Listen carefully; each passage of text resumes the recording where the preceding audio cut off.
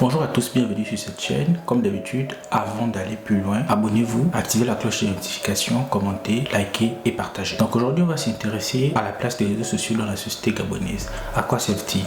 Servent-ils ici uniquement à injurier, calomnier, vilipender des personnalités publiques, notamment des personnalités politiques, culturelles et sportives? Donc la question se pose parce qu'on assiste à de nombreuses dérives ces dernières années sur des plateformes telles que Facebook. Donc voilà les principaux éléments qui vont conduire notre analyse.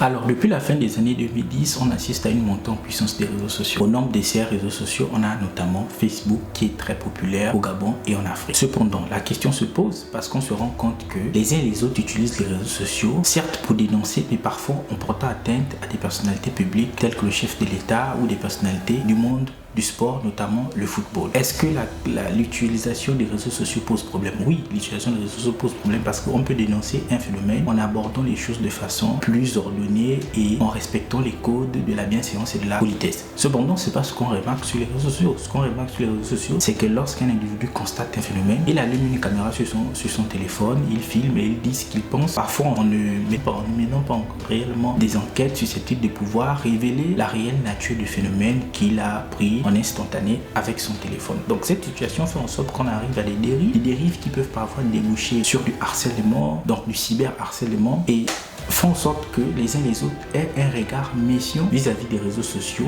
globalement. Donc on ne parle pas ici que de Facebook, on parle surtout de YouTube. À ce moment, les uns et les autres posent la question de savoir que faut-il faire des réseaux sociaux? Doit-on ici réguler les réseaux sociaux ou doit-on laisser libre cours à l'utilisation que les uns et les autres font des réseaux sociaux, et cela au nom de la liberté? À partir de ce moment, moi je dis qu'il faut ici réguler les réseaux sociaux parce que cela jette l'opprobre sur tout le monde, dans ce sens que tout le monde n'utilise pas les réseaux sociaux fondamentalement pour ici dénoncer ou ici encore pour jeter l'opprobre sur X ou Y personnes, parce qu'à partir de ce moment, on assiste à de la méfiance. Lorsque l'on décide de se lancer sur les réseaux sociaux dans l'optique par exemple de pouvoir ici vulgariser le savoir, les uns et les autres ressortent la même rengaine en disant attention, les réseaux sociaux peuvent entraîner X ou Y situation. On a vu que X ou Y individu a posé un tel acte, et cela ici pose problème et délimite finalement le champ des possibles ou des opportunités qu'offre ici l'utilisation des réseaux sociaux et empêche finalement d'utiliser le potentiel de cette plateforme là à 100% de leur capacité.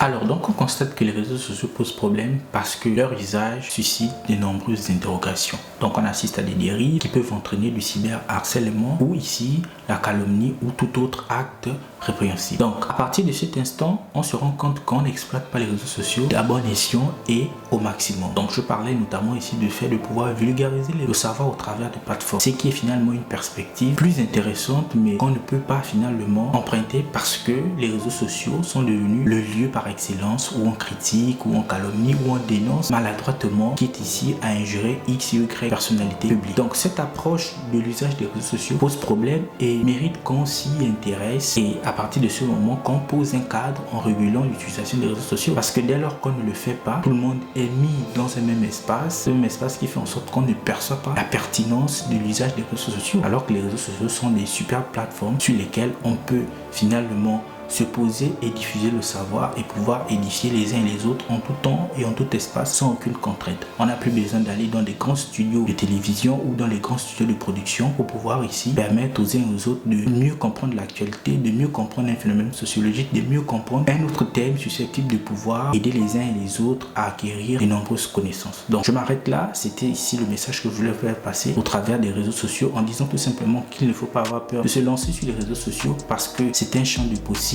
Et dans ce champ de possibles, il y a plusieurs perspectives à pouvoir explorer qui peuvent permettre aux uns et aux autres de pouvoir avoir une nouvelle vision du monde, une vision plutôt positive qui peut aider ici à mieux comprendre les enjeux auxquels le monde fait face. Donc merci d'avoir regardé la vidéo. On se donne rendez-vous dans une prochaine vidéo. Merci et à bientôt.